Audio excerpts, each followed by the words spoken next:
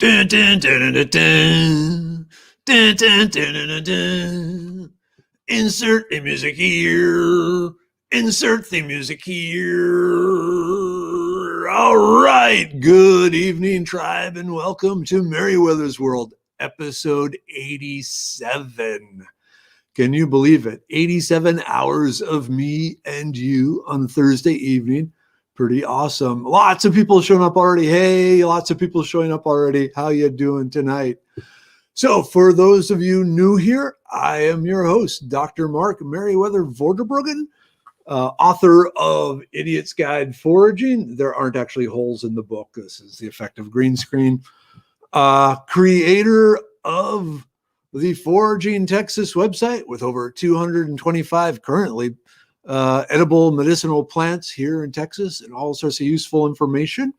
Let me throw up links to this. So upcoming classes, direction on how to become a forager, ways you can help support this, all that sort of thing. Only one class left this year. That will be not this Saturday, but next Saturday out by Wimberley, Texas. So out in the hill country at Spoke Hollow Outfitters. So still a chance to sign up there. Okay, oops, let's see. I never quite fit everything in there. Let me just throw up the YouTube link. I know a number of you are there watching on YouTube. But for those of you who want to go back and see previous episodes, all 6 of them, plus a bunch of other information, lots of videos, well over 100 hours of videos there. Okay, so as usual, the way I'm going to do this, spread the sponsors throughout the show rather than throwing them all up in the front. So if you show up late, you're still going to get stuck seeing commercials for the sponsors, but hey, they keep things going. Okay. Wow. Nice crowd. All right. So tonight we are talking dandelions. But before we do that, let's throw out 2 sponsors. Not like throw them out, like offer up to you 2 sponsors.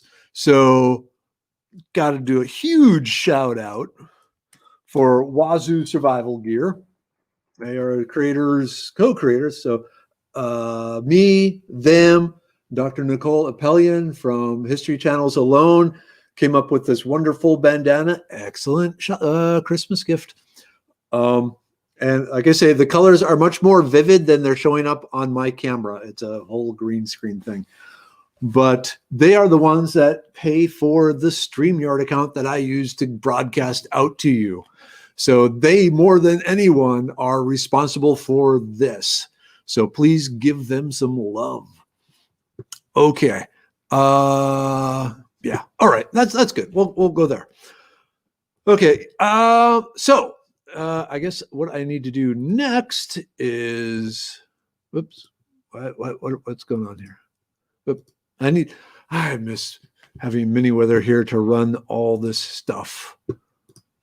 Okay, so tonight we are going to talk about dandelions, how to identify dandelions, and then also how to identify a number of the dandelion mimics that look like dandelions, kind of taste like dandelions, are not poisonous, but aren't as nutritious as a true dandelion. So there's a lot of people out there that go, oh, that's a dandelion. It's like, no, that's not. So tonight, by the end of the show, hopefully you will know dandelions and their Texas mimics. So without further ado, let us jump in here to the true dandelion. This is just starting to show up now this time of year. In Texas, dandelions are mainly winter weeds, as are the mimics.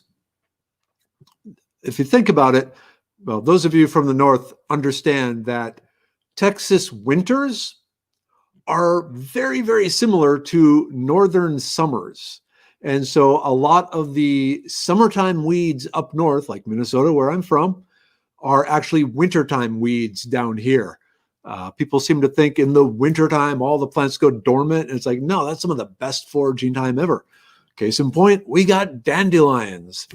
So how do you recognize a true dandelion? And that's the purpose of tonight's presentation. We'll talk about the flower, the stem, the leaves, and the root, going through the different features you need to look at to identify a true dandelion, and then moving on into other very similar looking plants. So true dandelion, and I suck at Latin. So Taraxacum officinale, we'll call it that. So let's start with the flowers. We're going to start at the flowers and work our way down through the plant, discussing each section to help you understand, what to look at. So when you're looking at flowers in general, or plants with flowers, obviously you want to look at things like how many petals are there, what color are the petals, is there some shape to the petals, the inner sticky out parts, is there something going on there? What about the sepals and the underside of the flower? And then, of course, the stem and the leaves and so forth. So dandelions are very, very, very distinctive, the flowers of dandelions. So one of the key things that separates them from all the other dandelion mimics is how many flowers actually appear on an individual stalk coming up from the plant. In the case of the true dandelions, only one flower per stem. It's going to be located right at the end. So if you have a stem and other flowers coming, like here's a flower and here's a flower and maybe there's a flower, that's not a true dandelion. So it'll just have a stem and one flower up at the top. The flower can be up to 2 inches across if you got some really good nutrition and the right amount of rain and so forth. So these dandelion flowers, they can get pretty big. People think it may be just one flower, but what this family is, it's a composite flower with each one of those little yellow petals is actually an individual flower. So it's a whole bunch of flowers stuck together. And what's unusual is the flowers around the outer edge have the long ray type petals. So the long yellow petals that are long and narrow. And then in the center, you have the disc flowers, and they have short little petals that grow in a circle. So most people think it's just one big flower. What it is, it's dozens and dozens of 2 different types of flowers, one with a big long petal along the edge, and the rest little tiny ones with little cups of yellow petals. So we call that ray and disc. So the flowers in the center are the disc flowers. The flowers along the edge are the ray flowers.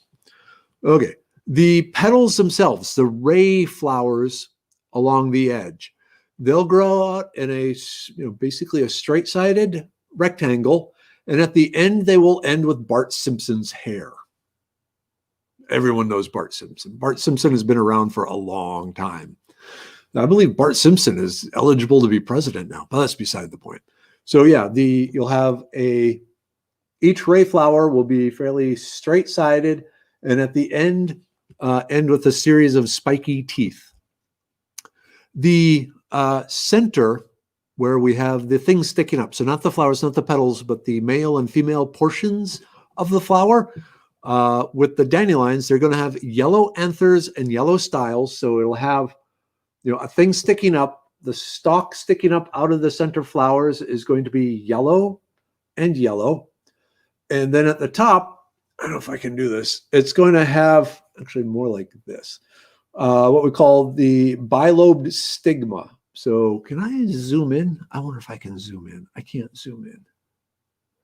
But maybe if you see on here, the tops, they end with 2 curved horns coming off the top of the anthers and the styles. So, and they're all yellow.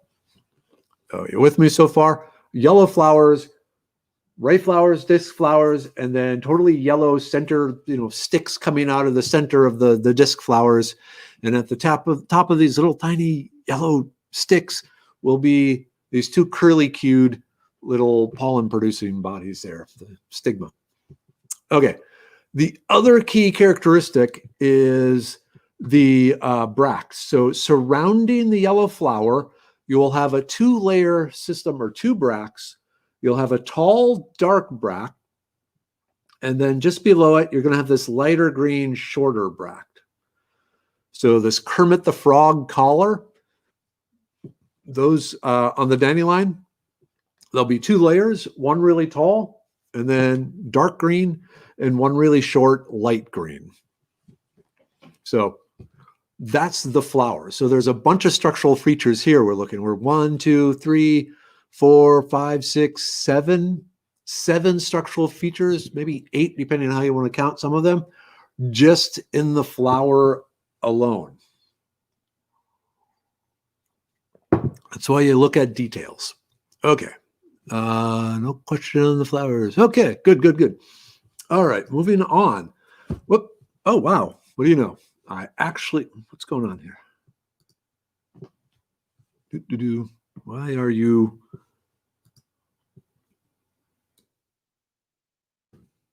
Houston, we have a problem.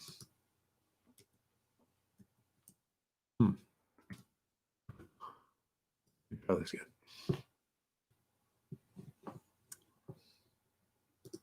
Okay. Stop that.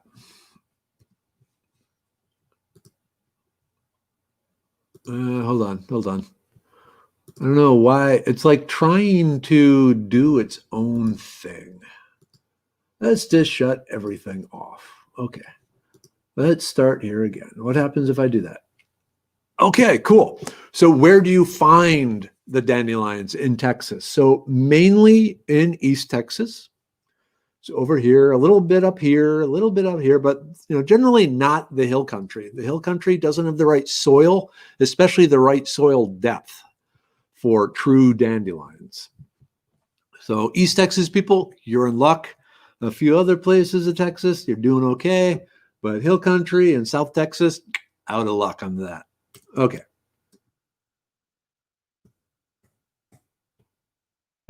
What is... Sorry, folks. Technical problems. Please stand by. Let me just do that. And what happens if I do this? And can I hide the toolbar here?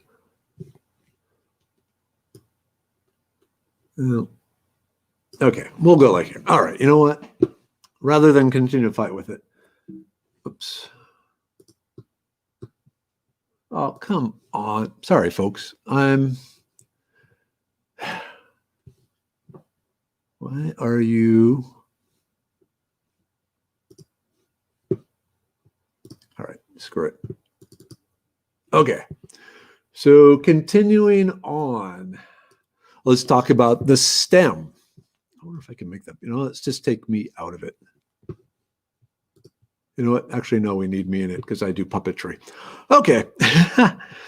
So the stem of the dandelion, like I mentioned, the stem ends in a single flower, but the stem itself has some structural features we want to look at. First, no leaves, no other flowers. So it's just the stem, no other shrubbery or anything hanging off the stem, except for some fine hairs. So the stem of the dandelion will have little tiny, very widely spaced hairs, just random, spaced hairs, kind of like the hairs in my ears right now. The stem color can vary from green through tan to pink. It's going to be reddish at the base, depending on how old it is. So when I mean down, closest to the ground amongst the leaves where it's joining into the root. So fine hairs, up to 18 inches tall, pretty big tall there. So, bigger than a foot. The stems are hollow. If you cut them, they bleed a white latex sap, just like the leaves and the roots do too. So the sap color of the true dandelion, and actually all the plants we'll see tonight, that's one thing. The sap is the same in all of them. But then the root is attached directly, the stem is attached directly to the root. So it punctures through the ground and goes straight to the root. So no leaves on a dandelion stem. Color can vary from green, tan, pink, but going to be reddish at the base. Hollow, about 18 inches long, and goes through the ground directly to the root. So pretty straightforward there. The stem is actually one of the good ways of telling the difference between true dandelion and a number of the mimics. Okay, can I go on to the next? Hello, family. Hello, family's home. Merriwether. Hello. That's not what I wanted to do. I don't know what is going on.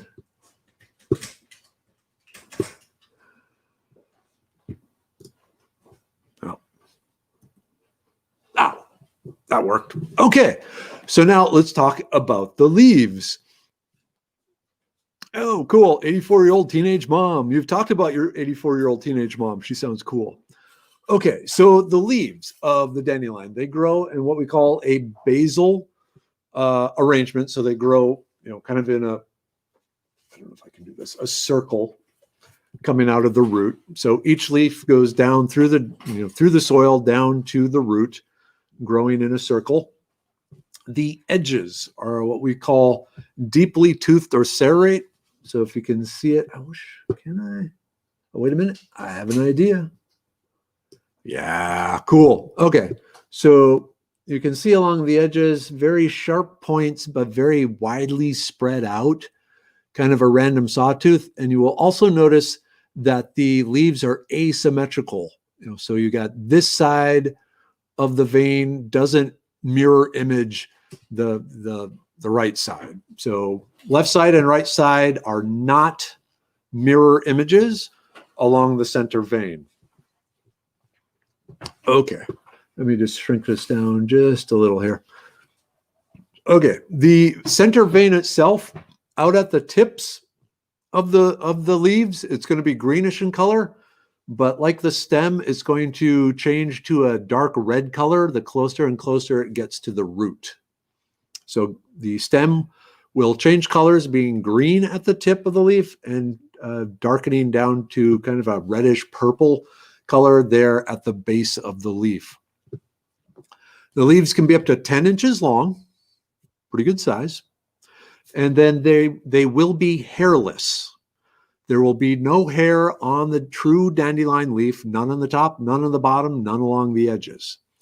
So another way of telling it's like bald. The only hairy parts of a true dandelion are the stem itself. And of course, the leaves, extremely nutritious, vitamins, minerals, a little bit of protein, good stuff like that. But tonight we're not going to go as much into the eating, drinking, medicinal benefits of the dandelion and its mimics. Tonight is about the identification. And you know what? Let me do one thing, though, because where you can get this information, I probably should have put this right at the beginning. So I will be posting links to the Foraging Texas website for each of the plants I'm talking tonight. So that's where you can learn the edible and medicinal properties. Okay. So leaves, basal arrangement, asymmetrical. The two sides of the center stem are going to be wildly different in the edge. The edges will be very sharply sawtoothed and deeply lobed, but the end is the tip of the leaf will be somewhat pointy, like a spade shovel sort of point. And then the center vein goes green down to dark purple at the base. Hairless. If there was a plant looking for a Rogaine, it would probably be that one. All right, will this work? It worked. That calls for a drink. Okay, so now let's talk about the root. And before we talk about the root, hopefully you can see this. So where the leaves are coming into the root and the stem, it's going to be, this reddish color. But then right at the soil point, they're going to turn white. So if you're familiar with the term blanching vegetables, you do it with celery and some of the others a lot, where you shade a part of it and so it does not develop chlorophyll and has a different flavor. That's what happens with dandelion. It kind of blanches itself right here, the transition from the leaves and stem to the root. That section is white. The dandelions, they form a single taproot with the little, rootlets coming off it. The root, the outer skin is going to be tan. The rootlets are going to be a lighter tan, but if you peel that outer skin off, you're going to find it's a much whiter, just slightly off-white color inside the root. Here's the thing. The roots of the dandelion can go 12 feet down into the soil. That's what makes them so nutritious. They send this huge, long taproot deep down into the soil and can take all the minerals from deep down there, take them back up into the leaves, put them in the leaves, and the leaves are loaded with minerals, and because they have the minerals, they can make all sorts of other different nutrients and so forth. So that's the kind of the basis of the super nutrition of the dandelions. This is this incredibly deep root that it has. So none of the other mimics has a root that deep. That's also why they're really great for the soil, because then when the dandelion dies, you have a 12-foot, branch or 12-foot root of organic matter that's going to decompose and fertilize your soil and, make it nice and healthy and fill the soil with organic matter. But yeah, 12 feet deep. Very, very, very cool. Okay. Oops, now I got to shrink down a little. So actually, this is a good time. So next one we're going to talk about is a Japanese hawkweed. And this is one I really get a lot of questions about. Is this a tiny dandelion? No, it's not. But before we do that, and I wish there was a way to share more than one page at a time. Oops, share screen. But I need to do a shout out to another sponsor. So bear with me. There we go. Okay. Whoops. Where is it? Here we go. All right. So let's talk about herbs. And Ricardo Shilly Shally out there in Cushing, Texas, East Texas. So he is the herb shop I go to when I need to buy herbs, because he has a really great selection. Also, not only does he sell herbs, but he is a fully trained herbalist. And so if you don't know what herb you need, but there's something wrong with you, he will sit and do a Zoom, basically interview discussion with you to find out what your issues are, what medications you may be taking, different things about your lifestyle. And from that, he will design a herbal concoction for you. He makes my Battle Mage tea. I'm under a tremendous amount of stress. Stress builds up all sorts of cortisol and adrenaline and all sorts of bad things in the body. And so his Battle Mage tea helps flush that out, basically keeping me from having a heart attack probably. So did I put the link up? Yes. Okay. And if you use the coupon code FORKINGWEEDS, you get 15% off any purchase from him between now and midnight tonight. So the link is there. And back to sharing screen. Okay, so Japanese hawkweed. This again is a very limited area. I mean, well, Texas is big, so it's mainly kind of the East Texas. It's strange that there's this little border between us and Louisiana where it doesn't appear. But along, the Gulf Coast all the way up into this section here, we got the Japanese hawkweed. I need to mention, so these maps that I'm using, they are created by the government, the United States Department of Agriculture. Excuse me. And so they're about as accurate as anything you would expect from the government. So keep that in mind. Use them as guidelines, not hard and fast rules of yes, no, the plant will be in this position. But so we got these little tiny things that look like dandelions. So let's talk more about it. Let's look at the flowers first. Okay, two huge differences between it and the dandelion flower. First, there is going to be multiple flowers at the end of the stalk. So multiple flowers, little tiny flowers. The flowers, the individual flowers are only going to be at most 1/3 of an inch across. So basically the size of my finger, my pinky nail there. Not even quite that, but yeah, close to the size of my pinky nail there. Smaller than my thumbnail, as you can see in the picture. Like the dandelion, it does have ray and disc flowers. It has a fewer number of both the ray and the disc. The petals, again, they're straight at, so the ray petals, I don't know if we can really zoom up. Yeah, I guess we can. Here, let's zoom in here. So if you look on the side, can I? Oh, I can do that. I'm just screwing up my presentation here, but that's okay because you're worth it. So again, we got the straight sides to the petals with the Bart Simpson hair at the top. I guess technically it's like Bart or Lisa. I guess it's more Bart. So little yellow flowers, multiple ones. I'll move you back over there now. Oh, and in this case, let's see, can I bring it down? So the center bits there, I want to make sure I say which ones here. Okay, yeah. So brown anthers, so the anthers are the lowest part, closest to the flower. Then yellow styles and yellow stigma up on the top. And it looks like the stigma, again, is just a line. So it's like brown. Let me see this. So brown, yellow, yellow. The little pointy bits come out of the flower there. So that part. But really, once you see the multiple little tiny flowers, that's the sign that you have. Whoops.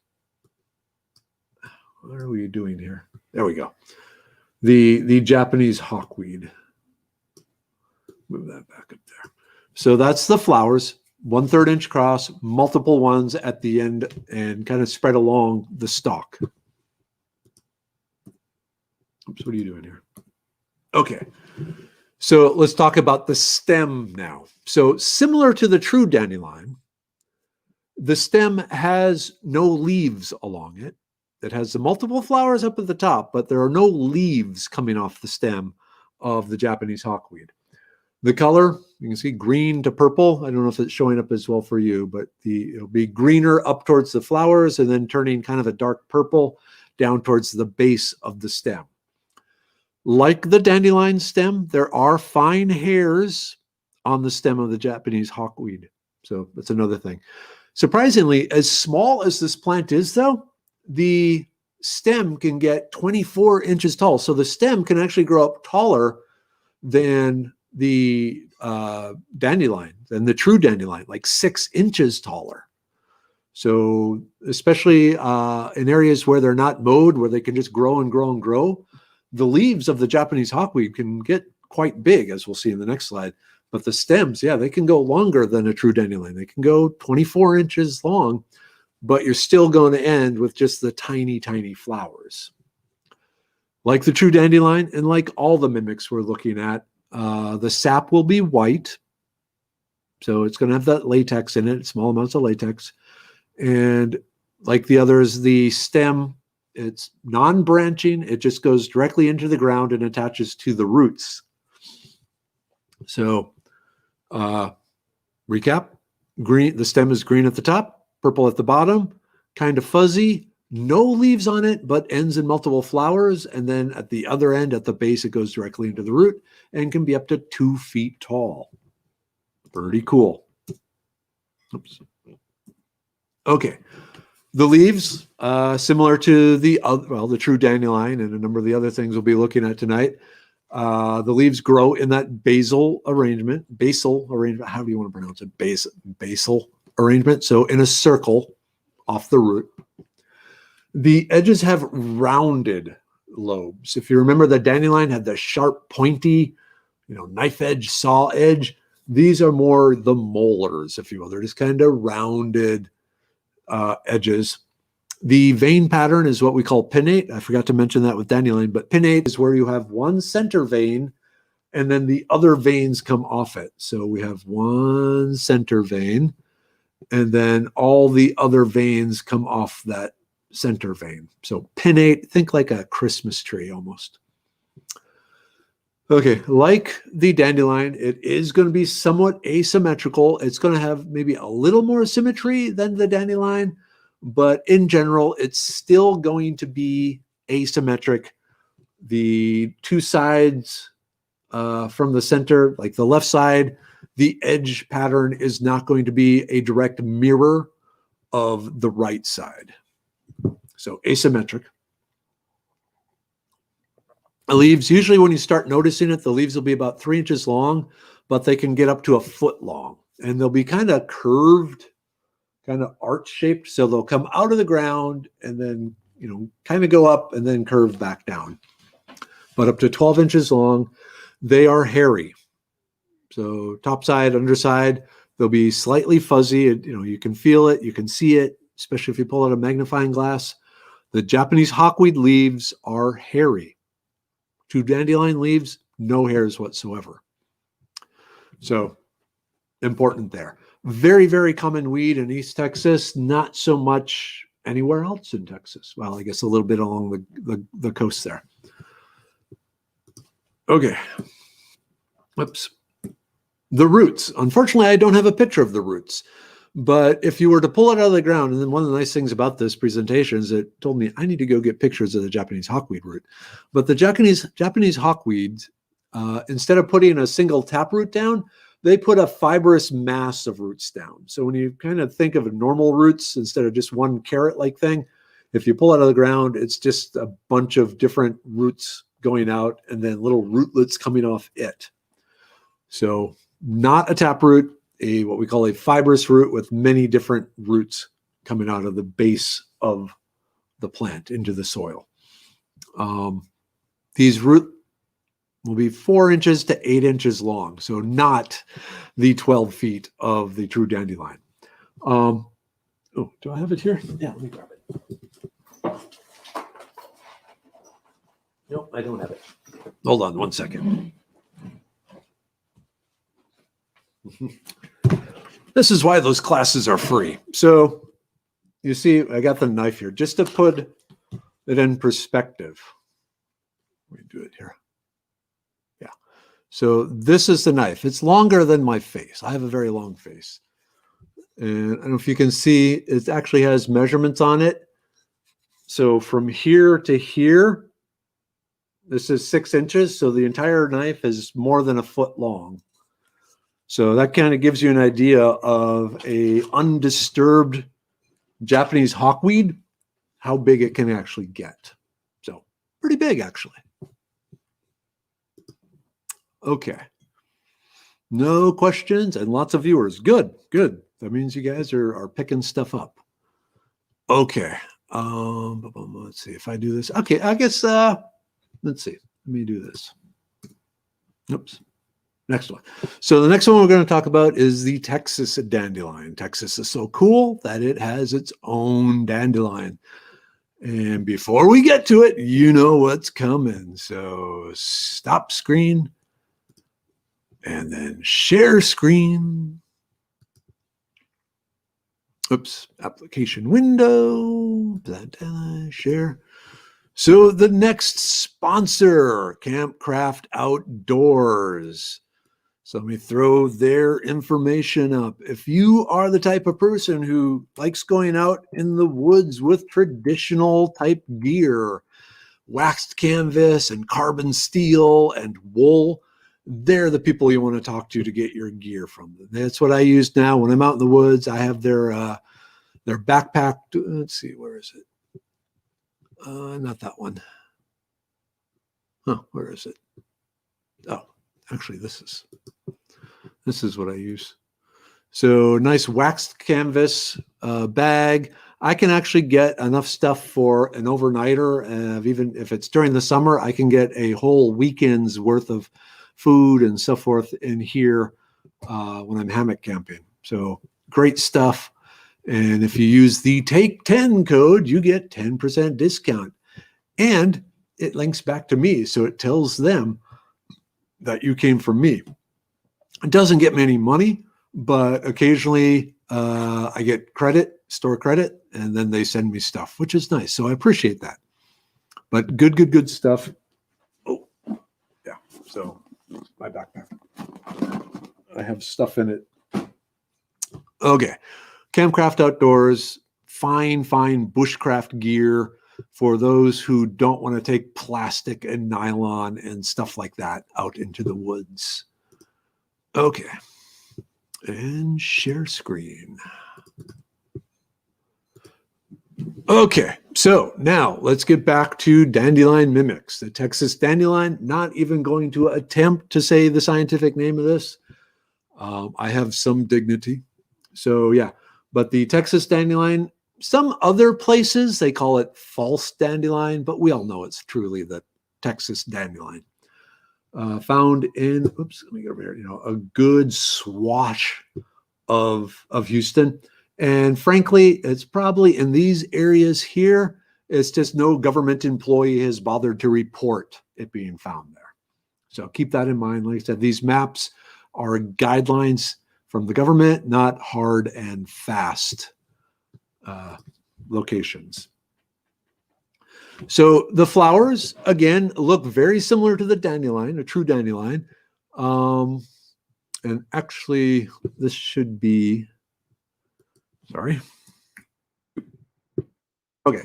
So the dandelions, the Texas dandelion looks like a traditional dandelion. We got the true dandelion on the left here, and the Texas dandelion on the right. The Texas dandelion is bigger than the true dandelion. So it can be up to 2.5 inches across. Again, we have the yellow ray and disc flowers. And it's kind of hard to see, but let me see if I can zoom in here.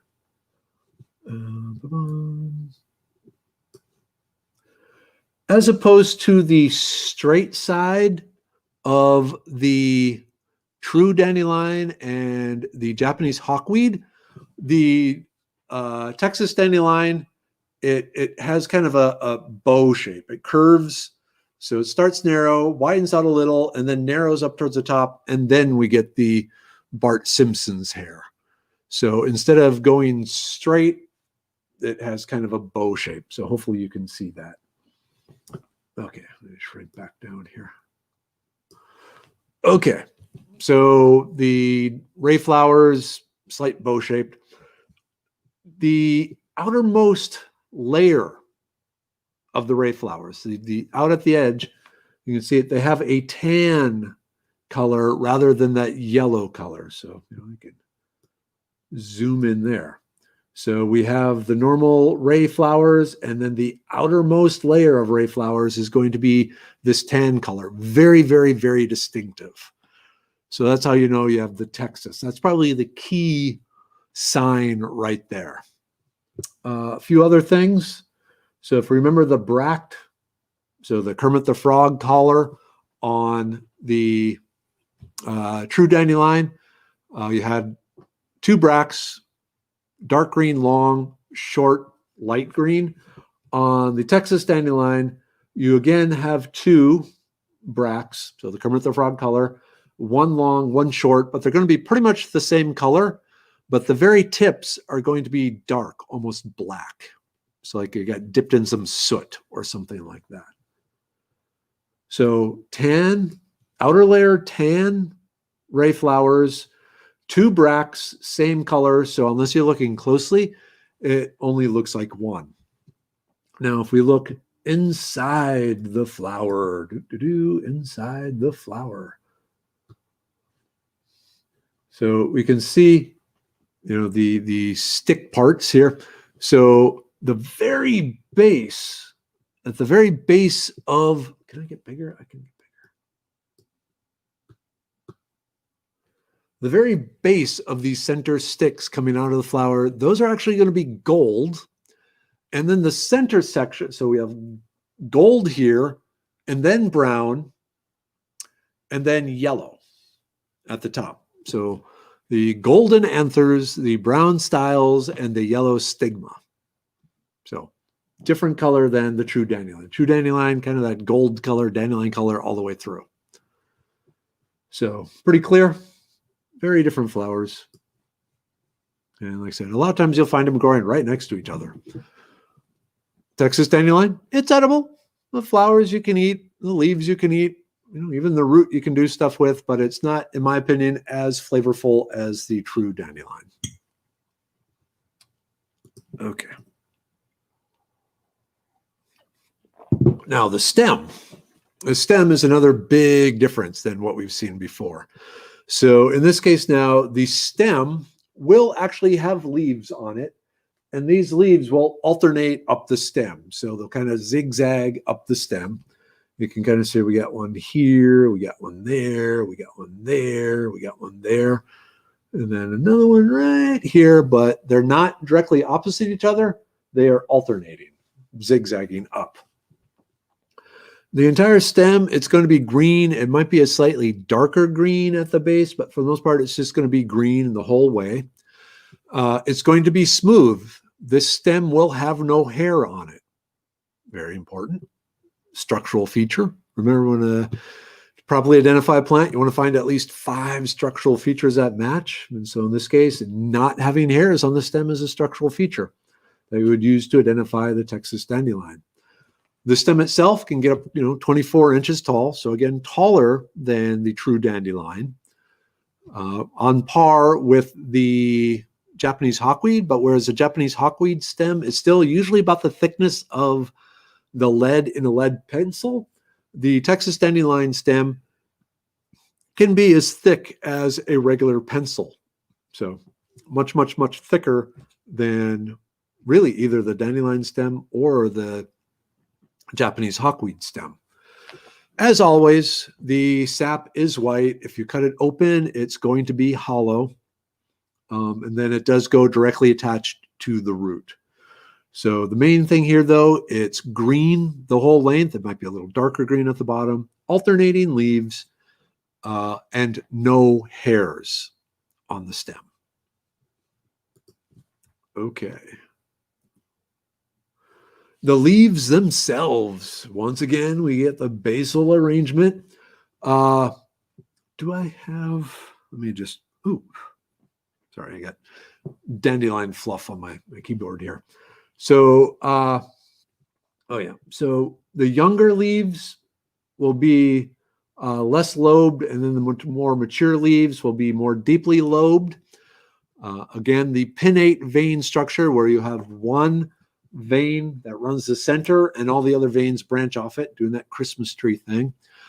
The leaves usually, again, they'll be about 3 inches when you start noticing it, and they can get to 12 inches long, but very deeply, deeply lobed as they mature, with fairly pointed at the ends. Again, asymmetrical. Those lobes won't be a mirror image of each other. You'll have some that are widely spaced and some that aren't. They're going to be hairy, top, bottom of the Texas dandelion, hairy, fuzzy again. Very fine hair, very fine fuzzy. It's not directional, so it's just going to feel fuzzy however you rub the plant. If you like petting weeds, nice plant, nice plant. It's just going to be kind of hairy. So at this stage, the hairs are going to be the main way of telling it from the true dandelion, because again, the true dandelion leaves are bald, have no hair. Texas dandelion leaves do have hair. Okay. And it's not a real good picture, so we're going to zoom in here again. I didn't get much of the dirt off this one, but it does have a taproot. So the Texas dandelion does have a taproot similar to a true dandelion, but in this case, the taproot, maybe goes 18 inches. Oh, even 12 inches. I had to check my notes there. So, whoops, not nearly as far as the true dandelion. It's going to have a whole lot more of the rootlets coming off it. Now, if you remember on the true dandelion, there were just a few, there's still a lot of hairs, but they're fairly randomly placed. With the Texas dandelion, there are a lot thicker rootlets coming off the main taproot. And then the color is just going to be a tan, off-white sort of color. And I need water. Okay. So would hairs make leaves look silver? No. I know which plant you are talking about. It is the one poisonous mimic. And I have that poisonous mimic on the website. I didn't include it tonight. And actually, I just realized I haven't. Oops. Let me put up the Japanese hawkweed. The thing that looks like a dandelion but has silvery fuzzy leaves is called groundsel. Groundsel. And if you go to any of these pages, especially the later ones here, whoops, that was the wrong one. Sorry, I'm getting ahead of myself. Okay, did that go in? Texas dandelion. So groundsel is actually poisonous, and you can see it shown as the mimic to these if you go to the Foraging Texas website and look at these pages. Okay, so there is a poisonous mimic out there, but I was pretty sure we weren't going to get to it tonight. If we do, then I will bring it up too. Okay, so Texas dandelion, hairy leaves, leaves along the stem, bigger flower than the true dandelion, and the little center stick parts have three colors: gold, then brown, then yellow. Okay. Yeah. So here's, oh, I do have a picture of the root. And this one actually I peeled some of the roots off because I wanted a picture of the taproot. So this isn't quite as good a representation as I should have had for this picture. But you can see the taproot is actually quite thick. And it's probably as thick as my finger. And then the stems, they kind of branch out. So not only do you have leaves, but then you get branching out into extra flowers. Cool? Cool. Oops, wait a minute. Yeah. Oh, this is the next one. I'm sorry. Why don't I have the map? Oh, yeah, because the cat's ear, it's just the USDA isn't doing much with the cat's ear. Okay. So this is the cat's ear, very similar to the Texas dandelion. The flowers, however, are quite different. Mainly the center stick parts are just all yellow. So in this case, it looks a lot more like a true dandelion. But if we go back one, the leaves and the stem and all that are very different. So with the flowers of the cat's ear, they are going to be multiple flowers on a stalk. True dandelions have just one flower in a stalk. Cat's ear have multiple. The flowers are going to be about the same size as a dandelion flower, about 1.5 inches across. You got the yellow, ray, and disc flowers. Like the dandelion, they do have the straight edges and they end in the Bart Simpson hair. The main thing is going to be the yellow anthers, yellow styles, and yellow stigma at the end of the styles. So the yellow anther section, yellow style section, and yellow stigma at the end. The bracts, don't I have a? Oh, yeah, we'll go here.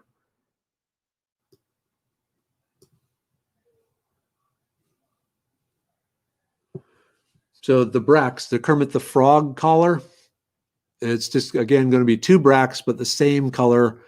The inner one, it's going to be longer, and the outer one shorter. But again, you can see we got the different leaves coming off it, branches off, things like that. Okay. Let me just put the cat's ear up here. I need to keep an eye on the time here, too. Okay. So let me zoom out again. Okay, oops, I can go a little bigger here. So cat's ear. Stem, going to be multiple stems per taproot. The stems are going to branch. So for the most part, before, we haven't seen much branching except maybe in the case of the Texas dandelion, some of the flowers will have stems, whereas the cat's ear, it will have big, long, full branches coming off it. The leaves do alternate up the stem. And let me zoom in here again so you can see this. There are thin ridges. If you can see these lines running up the stems.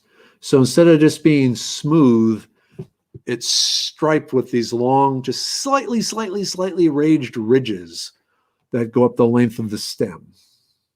So hopefully you can see that running down through there. Okay. The stems, they'll be green to purple. And again, usually they're going to be a little more purple down towards the end rather than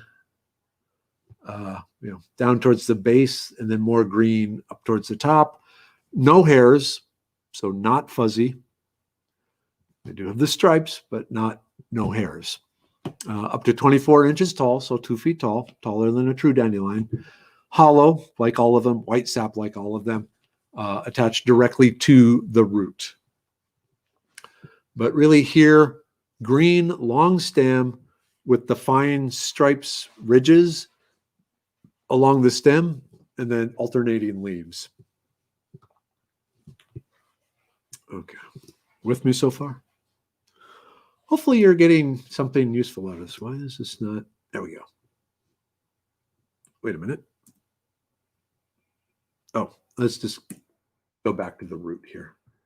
I don't know why I don't have a slide on the root. So the root is very similar to the dandelion root, except that it only goes, again, about a foot, maybe 18 inches down. Let me zoom in here.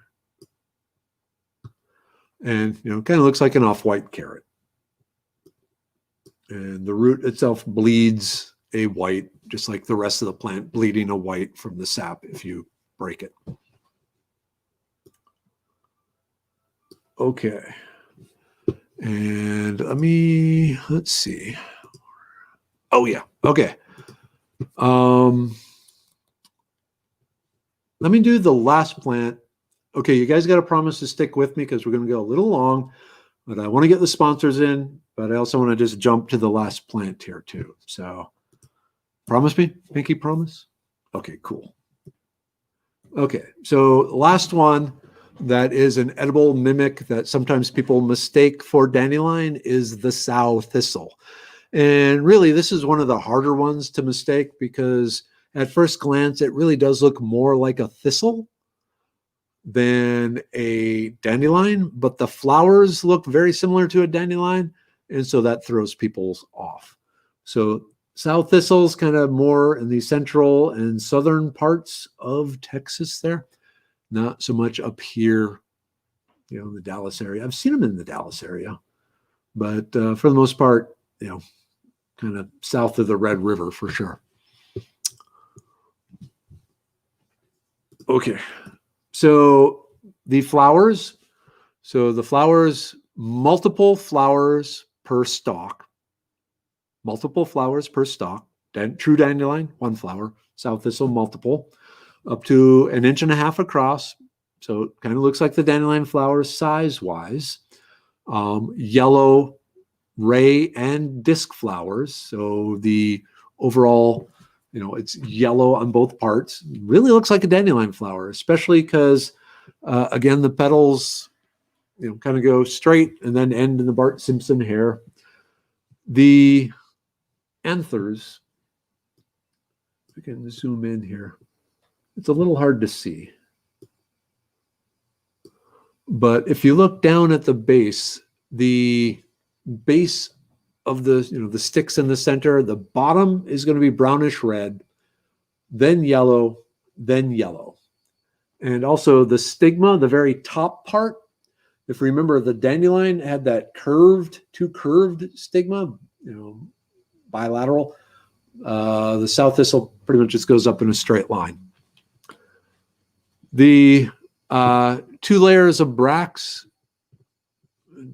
if we go here. So the Kermit the Frog, the color again, you have two layers, the taller layer and then the shorter layer on the outside, but pretty much the same color there. So really the main thing here is the fact that you have multiple flowers on the stem,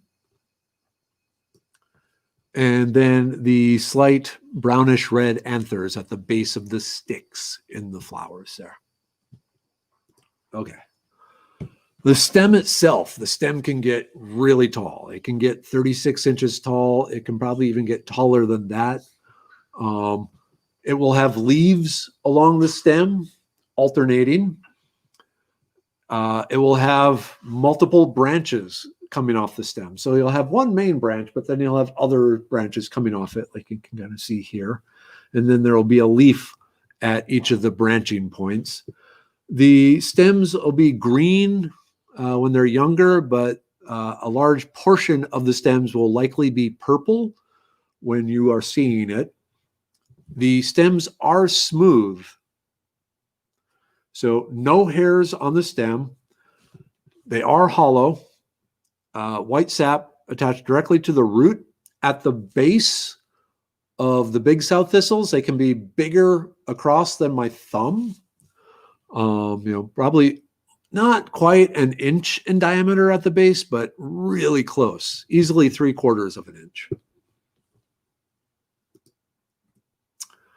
Okay, the leaves undergo a pretty big change between the seedlings and more mature ones. So I'm going to actually start with the seedlings.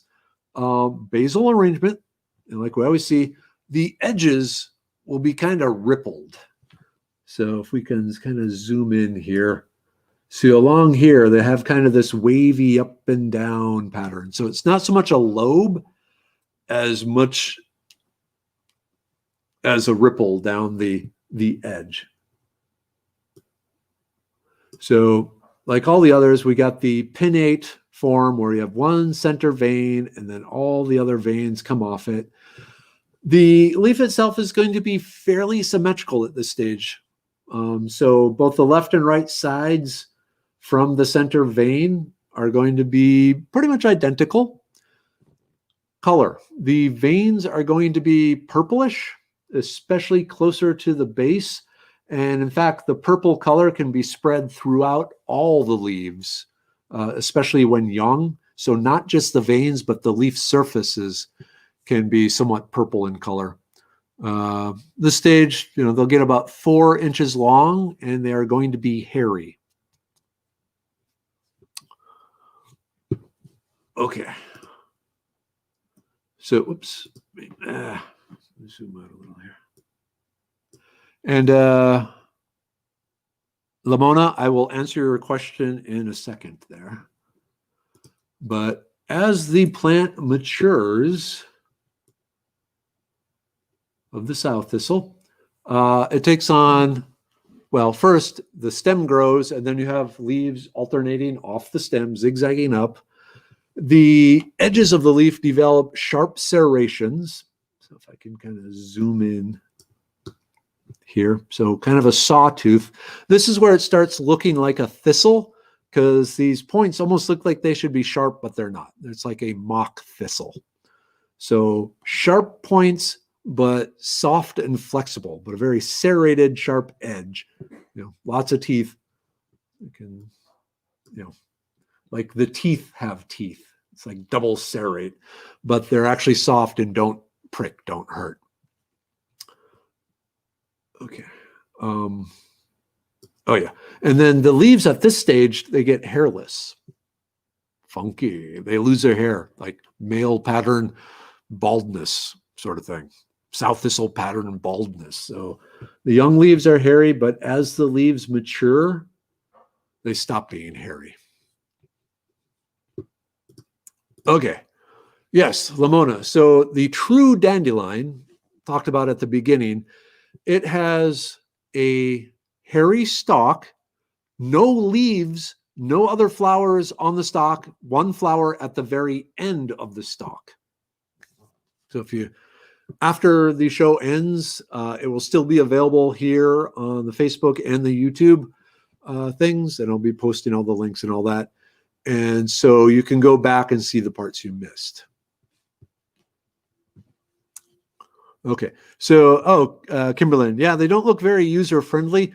What's funny, the South thistle, this is non-native. It came from Europe, where it was actually a common garden vegetable. This is actually grown in people's gardens as food for the leaves, the roots, and the flower buds. Okay.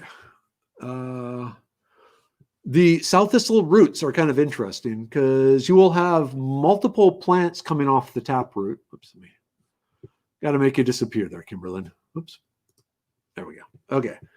So the South thistle can spread by runners, and then it can put, the root up, and then from that root, you can get multiple plants from it. So that's kind of cool. So whereas all the others, all the leaves ended in either just a single taproot, or in the case of the Japanese hawkweed, a fibrous mass of roots. In the case of the South thistle, if you pull it up, there is a chance you will find multiple South thistles all actually growing off the same root. So kind of cool that way. Okay. So that's the end of that. Let me just go way back to the beginning, because you all promised you're going to hang out for the sponsors here, so you got to do that. And see how many people are watching here. Okay, so true dandelion, like I said, you find it mainly in the East Texas. Single flower at the end of the stem. The bracts, the Kermit the Frog color, it'll have 2 layers, one dark green, one light green. And then the style, stigma, anthers are all yellow. And the stigma have this little hook'em horns thing going on there. Stems, again, kind of pinkish to reddish, slightly fuzzy, hollow, 18 inches long max, attached directly to the root. Leaves, basal arrangement. Main thing is they are hairless, asymmetrical, pinnate vein form. Okay. So it's getting late. Man, that went fast. All right. And then, like I said, there is a toxic mimic. You got to jump over to the Foraging Texas website to see it. Okay. Next up on the sponsors, because you promised you'd be here, you'd stay here for it. So let me throw it out here. Of course, it's going to be Uncommon Bees. Yay, Uncommon Bees. I think tomorrow is the deadline to order anything if you want it before Christmas. It might have been today. But if you are looking for all sorts of really amazing honeys, just to give you an idea of the sort of honeys they have. I think they said at this point, over 60 different infused honeys alone, with all sorts of different herbs and citrus and mushrooms and all sorts of different beneficial things. Cocoa infused honey, garlic infused honey, jalapeno. They have the ghost pepper or reaper or whatever, Virginia reaper pepper in there somewhere. Wasabi honey. So not only honey, but then also all sorts of beeswax products, including all sorts of different skincare products. They got the propolis, they got propolis tinctures, they got bee pollen, they got everything. They also have some of the highest quality CBD isolate being used by anyone in any sort of CBD type infusion, I guess. And so if you use the Forking Weeds coupon tonight until 9:30 tonight, so you got a half hour yet to go through their website, see what they got, get it in, you get 25% off. That's awesome. So thank you, Uncommon Bees.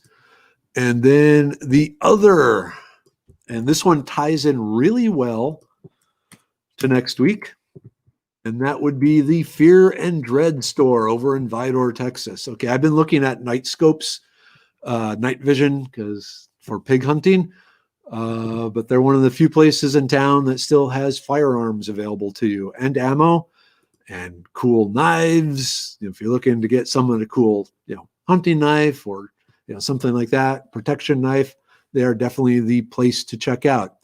Now, I said that this ties in really well I love revolvers. Let's just throw up revolvers. Ties in really well to next week's show. Oh, did I put the... Okay, yeah. Coupon code Merriwether gets you 5% off every $100. So cool there. Ooh, they got the Thunderstruck. Cool. Sorry, easily distracted. All right. So next week on Merriweather's World, I will be having Houston defense lawyer Mary Kahn coming in, and we will be talking about the legal aspects of self-defense in the state of Texas. So she has been practicing a long time. She told me what year she graduated high school. I was alive then. That's all I'm going to say. I was quite young. She's been doing this a long time, hundreds and hundreds of cases. She is probably one of the top defense lawyers in Houston. So she will be on, and we will be talking what you need to think about before, during, and after a situation where you might have to defend yourself or your family, something like that. So check it out next week. Mary Kahn, Houston lawyer, will be on talking about the legal aspects of self-defense in Texas. Okay, everyone, it is 6 minutes after 9. It is time to join the family, for me, for you, hopefully for everyone.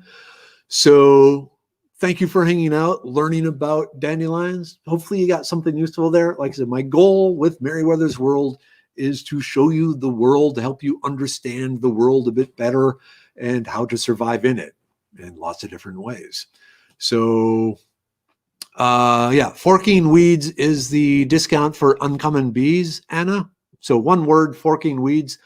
That is the secret foraging Texas greeting. It's like forking weeds. Yeah, forking weeds, forking weeds. So, ow, it's hurting my throat. Okay, everyone. At this point, it's probably time for me to sign off. Thank you again. Episode 87 is down. It will be up on Facebook here and on YouTube, as always, forever and ever. Amen. Good night, everyone. End broadcast.